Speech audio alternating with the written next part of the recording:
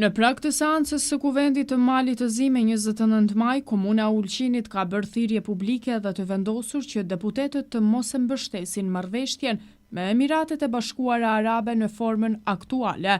Në konferencë për shtyp, kryetari i komunës së Ulqinit Genci Nimanbegu theksoi se ky apel nuk është politik, por institucional dhe qytetar, që buron nga përgjegjësia për të ardhmen e përbashkët të qytetit dhe vendit. Sipas tij, marrëveshja ka ngjallur shqetësime të thella për mungesën e transparencës, ndikimin afatgjatë dhe mospërputhjen me interesin publik, kushtetutën dhe standardet evropiane. Ai rikujtoi se Ulqini nuk është kundër investimeve, por kërkon që ato të jenë të qëndrueshme, të ndershme dhe në përputhje me ruajtjen e mjedisit dhe trashëgimisë kulturore. Kryetari Nimanbegu shtoi se e gjithë skena lokale, politike, shoqëria civile dhe qytetarët e Ulqinit janë të bashkuar në qëndrim kundër kësaj marrëveshjeje. Ai gjithashtu vuri në dukje përgatitjet intensive për sezonin turistik, duke theksuar përmirësimin e infrastrukturës, mbajtjen e pastërtisë, sigurinë dhe promovimin e vlerave lokale. Mirë se keni ardhur në takim të cilin e kemi thirrur me qëllim që edhe një herë t'i drejtohemi opinionit të gjerë në Maltezi, qytetarëve, shoqërisë dhe institucioneve, subjekteve politike dhe veçmas deputetëve të Parlamentit të Malit Zi, që t'i thënë jo miratimit të marrëveshjes me Emiratet e Bashkuara Arabe. Dokument ky që do të gjendet përsëri për miratim në Parlament në 29 maj, domethënë nesër. Të nderuar deputet, sot Komuna e Ulqinit ju drejtohet juve me një thirrje të qartë, të vendosur që mos e votoni marrëveshjen me Emiratet e Bashkuara Arabe në formën e cila është paraqitur. Kjo nuk është thirrje politike, por një apel institucional dhe qytetar që buron nga përgjegjësia ndaj të ardhmes sonë të përbashkët.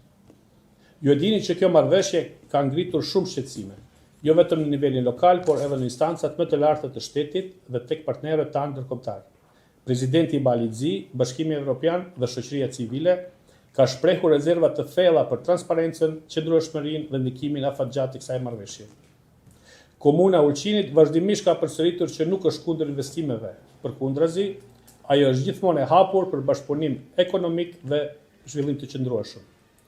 Por investimet duhet të jetë në përputhje me interesin publik, me normat kushtetuese, me mbrojtjen e mjedisit dhe trashëgimisë kulturore, si dhe me standardet evropiane që ne aspirojmë t'i përmbushim. Komuna e Ulqinit, subjektet politike që participojnë në kuvendin ton, deputetët ton, sektori civil, qytetarët, kur është fjala për marrëveshjen, që na ofrua flasin me një gjuhë. Kanë të njëjtin qëndrim dhe qëndrimi ynë tashmë është i prezantuar qartë opinionit në Maltezi, qeverisë, presidentit, përfaqësive dhe kancelarive diplomatike, delegacionet e Bashkimit Evropian dhe faktorëve tjerë.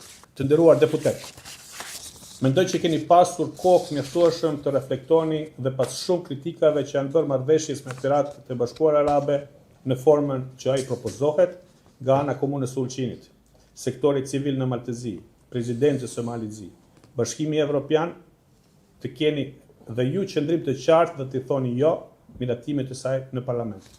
Të nderuar përfaqësues të mediave, në emër të Komunës së Ulqinit dhe qytetarëve të saj, unë dua t'ju shpreh mirënjohje dhe juve që keni pasqyruar në kohë reale, me vërtetësi dhe me përgjegjëshmëri çështjet që kanë të bëjnë me këtë çështje, të cilës Komuna e Ulqinit i ka kushtuar vëmendje të veçantë, sepse vlerësojmë se ajo prek direkt interesat e përgjithshme të qytetarëve tanë.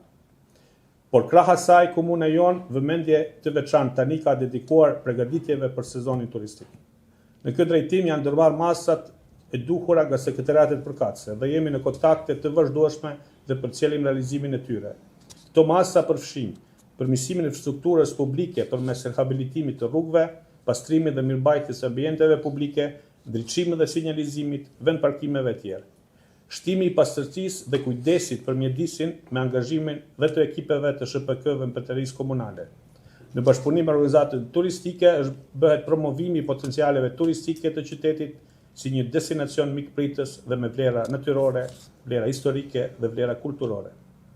Komuna e Ulqinit me mundësitë e saj bën përpjekje dhe ndihmon bizneset vendase duke inkuadruar pjesëmarrjen e tyre nëpër tregje, nëpër panajire dhe aktivitete që ndihmojnë ekonominë lokale. Po ashtu vëmendje të veçantë i kushtojmë organizimit të aktiviteteve kulturore që pasqyrojnë ofertën turistike dhe krijojnë mundësi argëtimi si për turistët ashtu dhe për banorët vendas.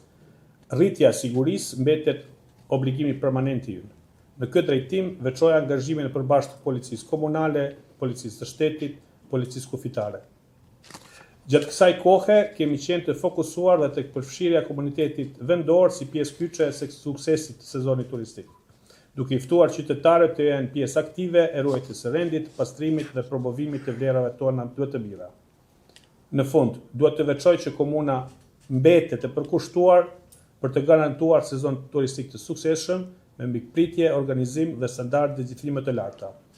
Unë edhe me këtë rast ftoj të gjithë qytetarët e Ulqinit, institucionet dhe bizneset të jenë pjesë e këtij angazhimi të përbashkët për të prezantuar qytetin tonë me krenari dhe dinjitet para vizitorëve, turistëve vendas dhe të huaj.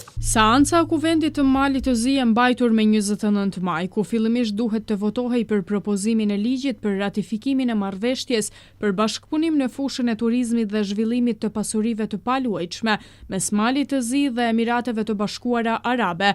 Në rendite ishte edhe nisma për shkarkimin e kryetarit të Kuvendit Andria Mandić me kërkesë të klubit të lëvizjes Evropa tani u dha një pauzë prej një ore për të zgjedhur çështje procedurale. Pas pauzës, rendi i ditës u miratua me 45 vota dhe u vendos që diskutimi për të gjitha pikat të mbahet me 3 qershor. Me 23 prill, Kuvendi kishte miratuar me procedurë të përshpejtuar ligjet që të ratifikojnë marrëveshjet për bashkëpunim ekonomik dhe në fushën e turizmit me Emiratet e Bashkuara Arabe, të cilat ishin nënshkruar nga kryeministri Milojko Spajić me 28 mars. Presidenti i Malit të Zi Jakov Milatović e kishte nënshkruar me pas marrëveshjen për bashkëpunim ekonomik, por kishte kthyer për rishqyrtim marrëveshjen për turizëm dhe zhvillimin e pasurive të paluajtshme. Kritikat kryesore kanë të bëjnë me shkeljet e mundshme të rendit kushtetues, konkurrencës së lirë, barazisë në treg dhe përjashtimin nga ligjet për prokurorimet publike dhe menaxhimin e pasurisë shtetërore, si dhe mundësinë e ndryshimeve të tjera ligjore për zbatimin e marrëveshjes.